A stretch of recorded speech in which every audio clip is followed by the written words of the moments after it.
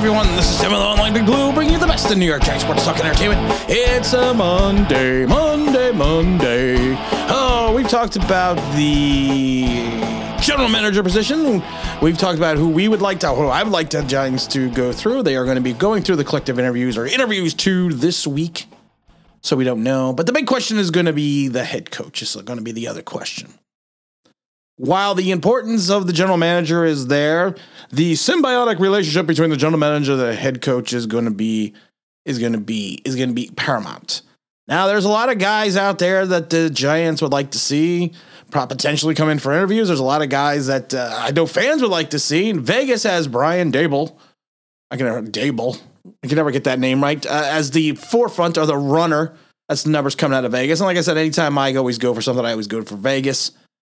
And then they have follow-up with Eric Bieniemy, Jim Harbaugh, Byron Leftwich. Well, let's see. Bieniemy 6-1, Harbaugh 7-1, Leftwich 7-1 plus.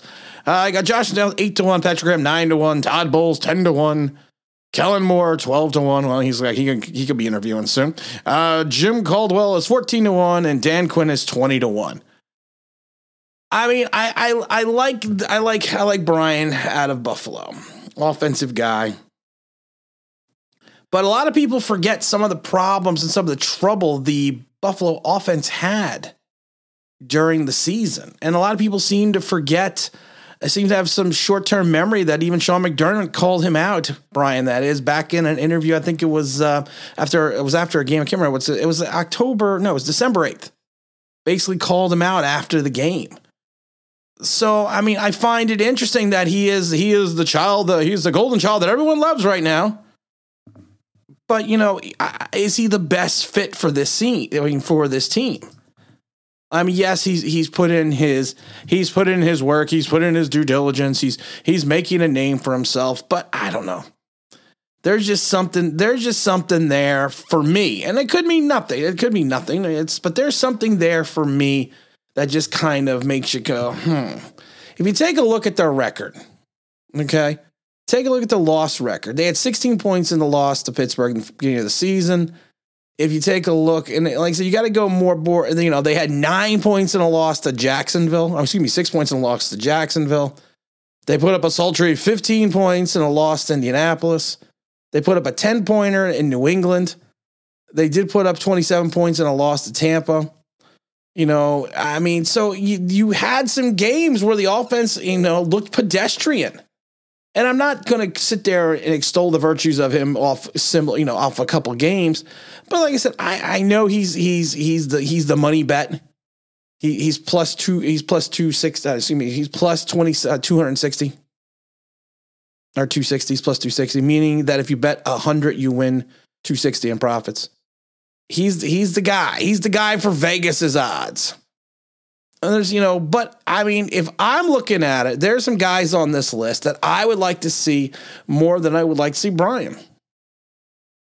I mean, right off the list to me is if you're going to go offensive coordinator, I'm still the guy that I just love Eric Bieniemy. It's a guy that he's gone through the Andy Reid system. And people are like, well, the Andy Reid system hasn't really, had guys. The Andy Reid tree has not been full of winners. Really, Doug Peterson won a Super Bowl. I think that's pretty much the pinnacle that you can fall into. I think he could relate well to the players. I think he could be that olive branch as a head coach that we have not seen into the locker room since we saw Tom Coughlin in 2007 really relax at the advice of Strahan. I think he's a guy that could, if you're going to go the inexperienced coordinator route, I think he could be a guy that could be fit. I think he'll fit. I think he'll fit well. I'm also the guy, of course, that likes Brian Flores. Brian Flores basically ran himself out of town on a rail in Miami. He fought with the owner. He fought with the GM. And he didn't basically want Tua. I mean, he wanted Deshaun Watson. Now, I'm not sitting there saying that if we go out and get Brian Flores, that Deshaun Watson is sure to follow. I'm not even sure we could get Brian Flores, to be honest, because I think he's going to be sought after. And I know he's truculent with the media at times in Miami, but I think that in New York, it's going to be a different story. I think he'll have a New York state of mind. He is a New Yorker. I think he understands New York. I think he's going to understand the media.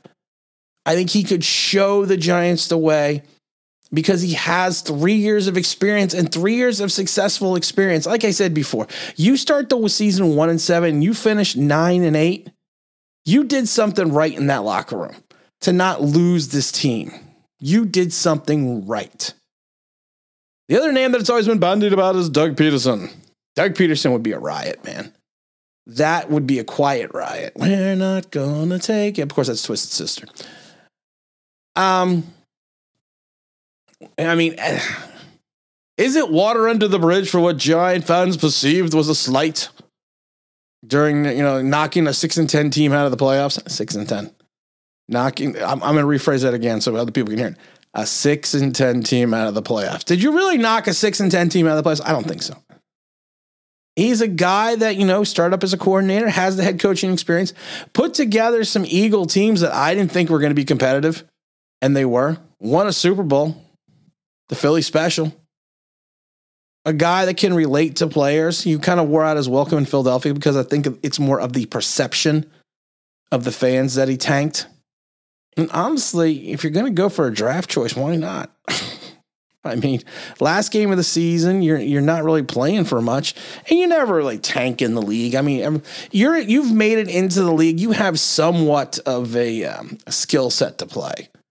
So maybe he was just looking at his next quarterback, looking at his quarterback. I don't know. Then on the list, of course, is always Jimmy Harbaugh. I would love to get Jim Harbaugh, but I think he's going to come in. And I think he's going to, excuse me, had a yawn there. I think he's going to want to come in. I think he's going to want more control than the Giants or the Giants' new general manager is going to be willing to give up. I don't think he wants to fall into that same scenario that he fell into with the 49ers, which led him back to college. I mean, Jimmy H is kind of a man's man. Gruff around the edges, former Michigan quarterback. Played in the league for years. He would be the ideal candidate no matter who the general manager's candidate is, because I think he could build a winning culture and a winning organization in the locker room, sort of like Joe Judge was doing. I'm building a winning culture. Yeah, you won so much that 3 people showed up to your house for pizza and beer. What are we in 10th grade? I mean, come on. You also have some other names on the list. Josh McDaniels. I don't want Josh McDaniels. It's McDaniels, not McDonald's. These berms are. It's McDaniels, not McDonald's. These rhymes are Daryl's and the burgers are Ronald's. Now, I'm not a big fan. After the stint in Denver, and then he basically turned down jobs last year, and he was basically going to take the job over with Indianapolis and then turn it down at the last minute. I don't want anything to do with Josh McDaniel. Patrick Graham, I don't want him. It's too much of the Joe Judge stank on Patrick Graham. Todd Bowles, gonna have to pass on Todd. Todd's one of those guys who reminds me of Joe Bugle. Joe Bugle got multitudes and multitudes of shots as a head coach, but he's a better offensive coordinator than anything else. And of course, to me, Todd Bowles is a better defensive coordinator. The name on the list that always gets me is Kellen Moore. He's got some offensive chops. And if you're going to bring in a young quarterback, Kellen Moore might be the guy. He understands the young philosophy of football. He gets it. It's shown in his play calling. Even in the playoff game, there was a little bit of pizzazz that kind of made you go, There were some interesting plays. He had that one play, what's his name? Wilson messed up the throw when he was going to Pollard, I think he was. When Wilson caught the ball in the middle of the field and he was supposed to throw the sideline to Pollard. It would have been a first down, but he had a bad throw. So I find that, So he would be again, but I think the fans would be like, well, we can't have a Dallas guy. I don't care where he's from. I've said it before. I don't care if my coach is from Pluto. I don't care if my quarterback's from Mars. I just want to win. So I want to put the best guys out on the fields that's going to help us win. The name that's been popping up lately is Jim Caldwell. I got nothing against Jim Caldwell, head coach of the Indianapolis Colts, and also with the, let's see, well, he was with the Indianapolis Colts. He left in 2011. He went to the Baltimore Ravens. He's been with the Ravens for a while. Then he took the head coaching position over with the Detroit Lions. He's got a 62-50 record, 2-4 in the postseason. I mean,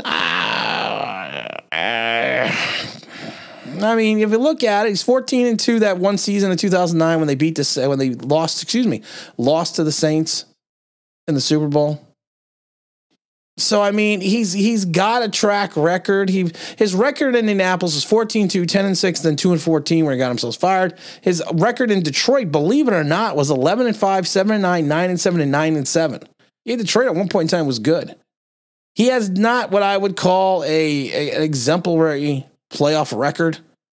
And he's a guy that I don't want to say that time has passed him by. I don't want to say that because, he's only 66 years old.